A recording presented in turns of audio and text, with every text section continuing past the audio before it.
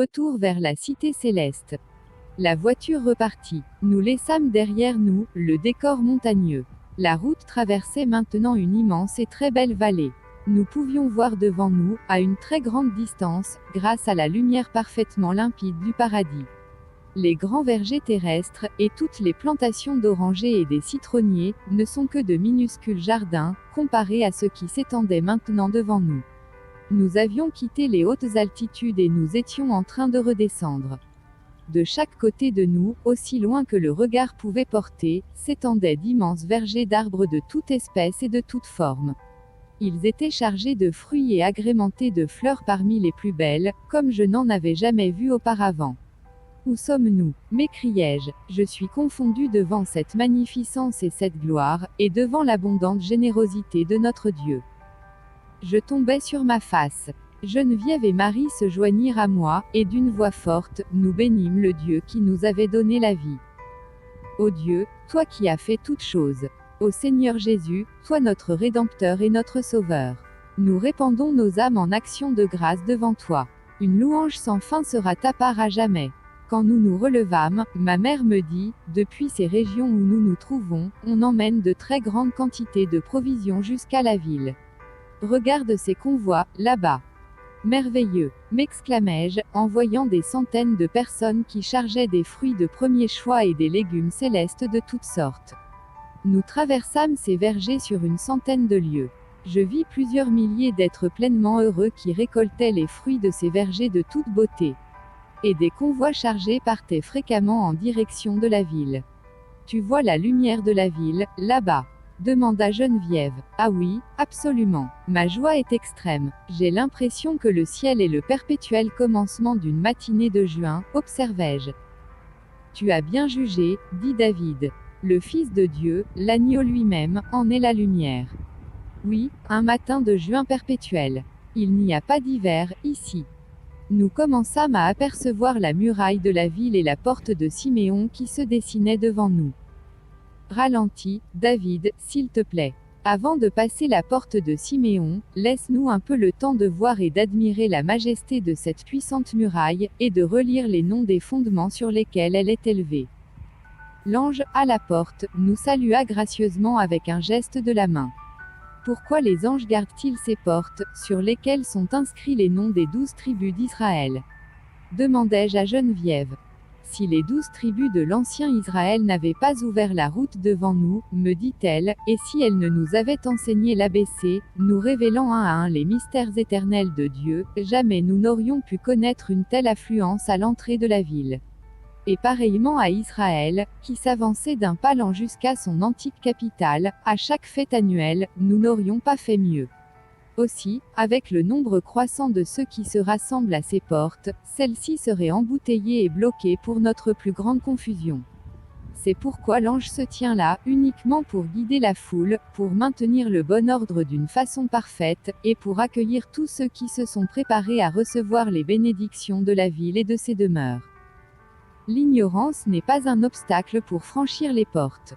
Par contre, la non-ressemblance au visage béni de Jésus en est un. Ainsi, par sa présence, et par l'exercice de son bon jugement, c'est l'ange qui décide. C'est l'Israël antique, répéta Geneviève, qui a ouvert la route. Il nous a tout devancés, nous, les non-juifs, les gentils. Dieu avait préparé pour eux une cité. Et leurs yeux étaient impatients de voir leur héritage, quand ils se tournaient vers l'avenir. C'est bien vrai, ma chère Geneviève. Je me souviens d'un précieux verset de la Bible que nous aimons beaucoup sur terre. Il parle d'Abraham en disant, car il attendait la cité qui a de solides fondations, celle dont Dieu est l'architecte et le constructeur. Hébreux 11h10. Mais oui, ces élus anciens sont morts dans la foi, pleinement remplis des promesses de Dieu qu'ils voyaient au loin. Et ils étaient certains de ces promesses. Ils les avaient totalement acceptées. C'est pourquoi ils reconnaissaient qu'ils étaient étrangers et voyageurs sur la terre. Ils désiraient une meilleure patrie. Et c'était cette cité céleste. C'est selon la foi que tous ceux-là sont morts, sans avoir obtenu les choses promises, cependant ils les ont vus et salués de loin, en reconnaissant publiquement qu'ils étaient étrangers et résidents temporaires sur la terre.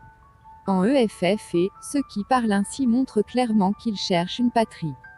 S'il avait eu la nostalgie de celle qu'ils avaient quittée, ils auraient eu le temps d'y retourner. Mais en fait ils aspirent à une patrie supérieure, c'est-à-dire céleste. C'est pourquoi Dieu n'a pas honte d'être appelé leur Dieu, car il leur a préparé une cité. Hébreux 11h13-16, comme c'est vrai. Dis-je, nul autre que le Dieu véritable et éternel n'aurait pu bâtir une ville pareille à celle-ci, pour eux et pour nous. Pendant que nous conversions, David avait stoppé la voiture et il écoutait tranquillement. Il se tourna vers nous.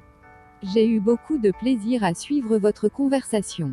Car des siècles avant que n'arrive le temps des gentils, des milliers de Juifs se pressaient à ses portes. À cette époque, nous étions ici, pour la plupart que des Juifs. Mais maintenant, les gentils nous devancent en nombre de très loin. Ils sont cependant nos frères, car après tout, ils sont la semence d'Abraham et les héritiers de la promesse. Bien, il faut maintenant que nous traversions. La voiture avança lentement sous l'arche de l'immense porte. L'ange nous dit au revoir en agitant la main, alors que nous laissions derrière nous la porte et la muraille si merveilleuse. Maman s'adressa à David. Peux-tu gentiment nous emmener jusqu'à la cathédrale des enfants? Es-tu impatiente de revoir les tout-petits, lui demandai-je. J'ai toujours énormément de joie à me retrouver parmi eux. Mais je voudrais vous assurer que j'ai eu un immense plaisir à faire ce voyage avec vous. Nous acquiesçâmes tout pareillement, mais nul n'avait apprécié autant que moi. Tout était si nouveau, si merveilleux. Jamais je ne pourrais l'oublier. David, dis-je, l'avenue est très large ici. Tu peux donc aller à la vitesse qui te plaît. Tendant les bras, il pressa à nouveau le bouton. Il sembla alors que le véhicule céleste volait avec les ailes de la lumière. Peu de temps après, nous ralentissions aux portes de l'université. Nous descendîmes tous et nous remerciâmes David pour ses gracieux services. Je suis toujours content de pouvoir vous rendre service, nous dit-il. Puis il dirigea son véhicule vers le côté opposé de la rue et fit la cueillette de quelques fruits. Nous restâmes un moment à évoquer ce magnifique voyage que nous venions de faire. Sénéca Sodi dit alors. Je te quitte, mon fils, afin que tu te reposes un peu. Je me rejetai en arrière sur mon siège, les yeux fermés, et remerciant respectueusement mon Dieu pour tant de révélations sur le monde invisible.